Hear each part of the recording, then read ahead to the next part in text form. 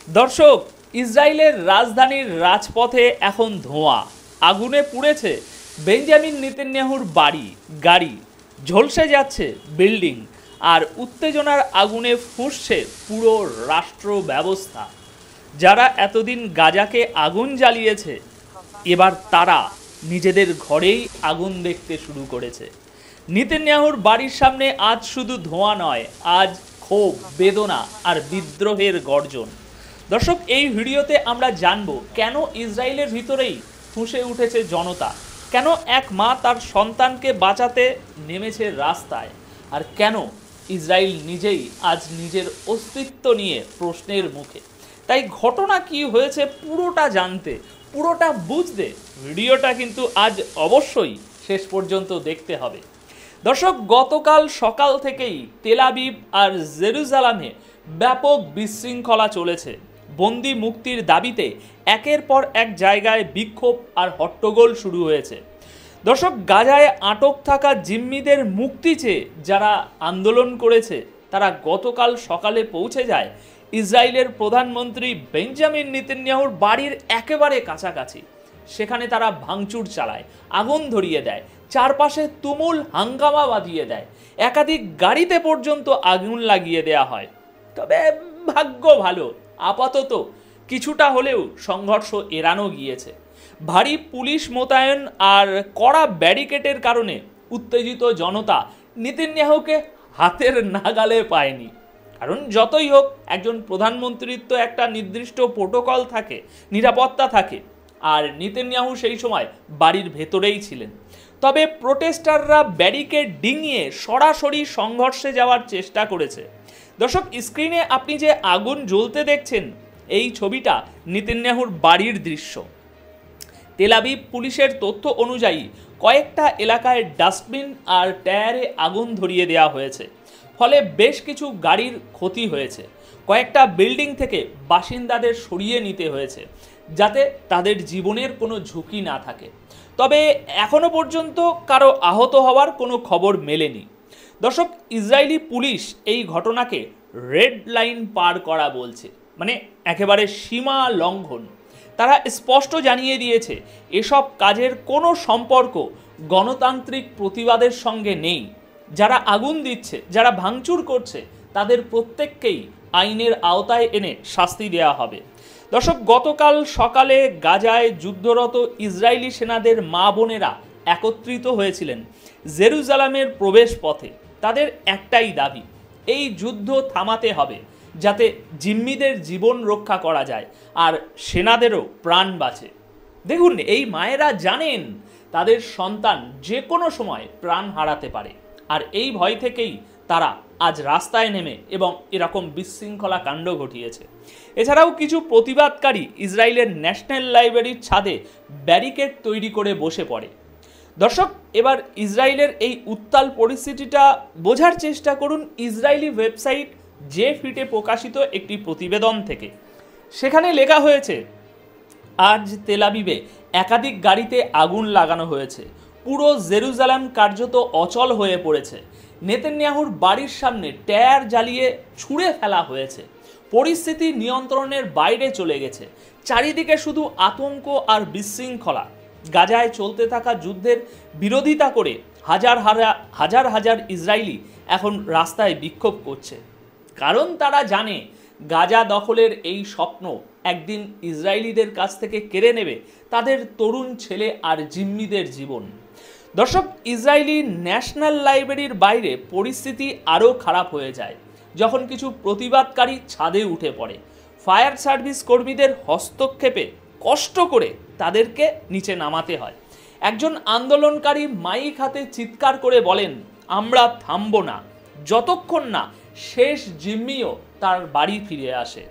এদিকে Israeli police chief দানি Levy বলেছেন, public জায়গায় আগুন লাগানো এক মারাত্মক অপরাধ, আর এটা মানুষের জীবনের জন্য সরাসরি হুমকি। আর ইসরায়েলের ন্যাশনাল সিকিউরিটি মন্ত্রী, মানে চরমপন্থী বেন গভির, এই আগুন লাগানোর ঘটনাকে বলেছেন সন্ত্রাসী ধাঁচের অগ্নিসংযোগ। মানে যদি কেউ তার দৃষ্টিভঙ্গির সঙ্গে একমত না হয়, তাহলে সে তাদের সন্ত্রাসী বলতে শুরু করে দেয়। দর্শক, এই বেনগভীর সেই লোক যে গাজায় চলমান যুদ্ধ আরও এগিয়ে নিয়ে যাওয়ার জন্য সরকারের উপরে চাপ তৈরি করছে। না হলে সে খোলাখুলিই বলে দিচ্ছে সরকার ফেলে দেব, সরকার ভেঙে দেব।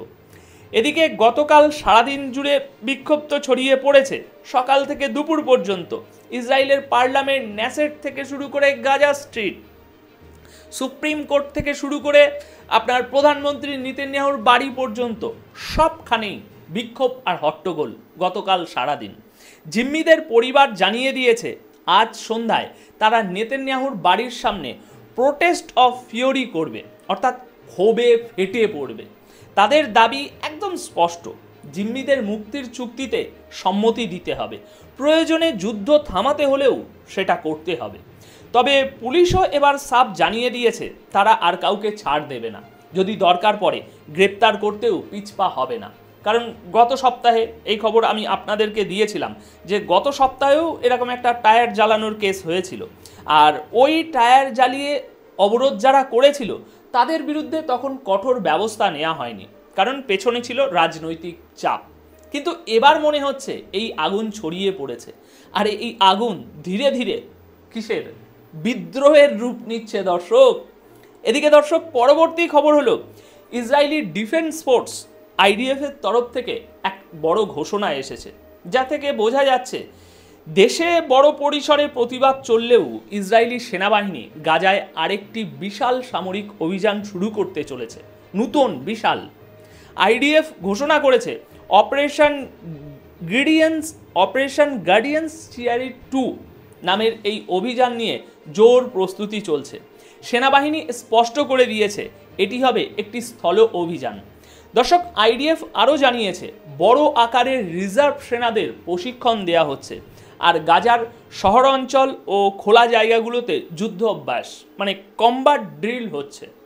এই অভিযানের জন্য গ্রাউন্ড ফোর্সের অধীনে আগাম আধুনিক অস্ত্র আর সরঞ্জাম জোগাড় করা হয়েছে। এমনকি ড্রোন পর্যন্ত কোম্পানি এবং প্লাটুন কমান্ডারদের হাতে তুলে দেওয়া হবে, যাতে যুদ্ধে তারা কৌশলগত সুবিধা পায়। এদিকে লজিস্টিক ডিরেক্টরও ঘোষণা করেছেন রিজার্ভ সেনাদের জন্য সাপ্লাই, চিকিৎসা সহায়তা আর মানসিক স্বাস্থ্যসেবা নিশ্চিত করা হবে। IDF এর বক্তব্য, এই রিজার্ভ সেনারাই আসলে ইসরায়েলের সাধারণ মানুষের নিরাপত্তা আর রাষ্ট্রের সুরক্ষার মূল ভরসা, আর তাই এই পুরো অভিযানের জন্য সর্বশক্তি দিয়ে প্রস্তুতি নেওয়া হচ্ছে। দর্শক, আপনি চাইলে Israeli official handle Israel war room এখানে গিয়ে এইসব তথ্য পড়ে দেখতে পারেন।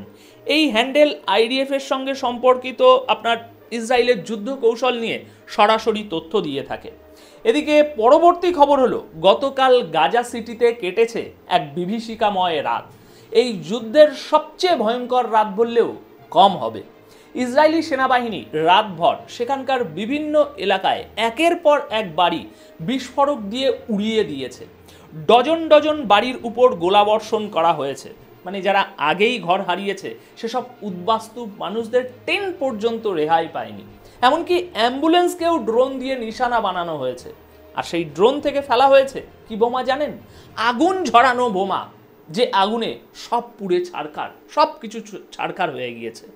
দর্শক, এখন গাজা সিটিতে এমন কোনো সীমা বাকি নেই যা নৃশংসতার দিক থেকে ছাপিয়ে যায়নি। ছবিগুলো দেখে মনে হয় গাজা যেন আগুনে ফুঁসে ওঠা এক তন্দুরি, যেখানে চারপাশে শুধু জ্বলন্ত আগুন আর ধ্বংস। স্থানীয় সাংবাদিকদের আপডেট অনুযায়ী গাজা সিটিতে পরিস্থিতি প্রতিদিন দিনে দিনে আরও ভয়াবহ হয়ে উঠছে। ইসরায়েলি বাহিনী একটানা এয়ার স্ট্রাইক আর ট্যাঙ্ক থেকে যে শেল ফেলছে সেটার আক্রমণের মাত্রা বাড়িয়ে দিচ্ছে। এই যুদ্ধ এখন এক নতুন আর অনেক বেশি ভয়ানক পর্যায়ে পৌঁছে গেছে। আকাশ জুড়ে বিস্ফোরণের গর্জন আর ড্রোনের গুলির শব্দ যেন থামছেই না। ইসরায়েলি সেনারা এখন শহরের ভিতরে জনবসতিপূর্ণ এলাকাতেও প্রবেশ করেছে, যেখানে ভাই লাখ লাখ মানুষ আটকে আছে। অনেক পরিবার, অনেক মানুষ জানিয়েছেন বিশেষ করে রাতের বেলায় পরিস্থিতি আরও ভয়ঙ্কর হয়ে ওঠে, কারণ সেই সময়ে বোমা বর্ষণের তীব্রতা অনেক গুণ বেড়ে যায়। দর্শক, আজ যারা এই জিম্মিদের মুক্তির দাবিতে প্রধানমন্ত্রীর বাড়িতে আগুন জ্বালালো, কাল তারা হয়তো আরও বড় প্রশ্ন তুলবে, এই যুদ্ধ আদেও কাদের জন্য? নেতানিয়াহুর বাড়ির সামনে যে আগুন আজ জ্বলেছে তা শুধু ক্ষোভের প্রতীক নয়, তা একটি রাষ্ট্রের ভিতরের বিদ্রোহের ইঙ্গিত। গাজা যখন ধ্বংসের কিনারায়, তখন ইসরায়েলও আর স্থির নেই। এই যুদ্ধের দাম কে দিচ্ছে? কিসের বিনিময়ে চলছে এই আগুনের খেলা? এই প্রশ্ন এখন আর বাইরের কেউ তুলছে না, খোদ ইসরায়েলিরাই তুলছে। দর্শক, এই ঘটনাগুলো শুধু সংবাদ নয়, এগুলো ইতিহাসের অংশ। তাই আমাদের উচিত চোখ খোলা রাখা, প্রশ্ন করা এবং নিরপেক্ষভাবে সত্যকে খোঁজা। দর্শক, যদি মনে হয় এই ভিডিওটি আপনাকে ভাবতে বাধ্য করেছে, কিছু সত্য দেখিয়েছে, তাহলে অবশ্যই একটি লাইক করুন, কমেন্টে আপনার মতামত জানান, আর এমন বিশ্লেষণ পেতে আমাদের চ্যানেলটি সাবস্ক্রাইব করে আমাদের পাশে থাকুন। দেখা হবে পরের প্রতিবেদনে। ভালো থাকুন, নিরাপদে থাকুন। ধন্যবাদ আপনাদের সকলকে।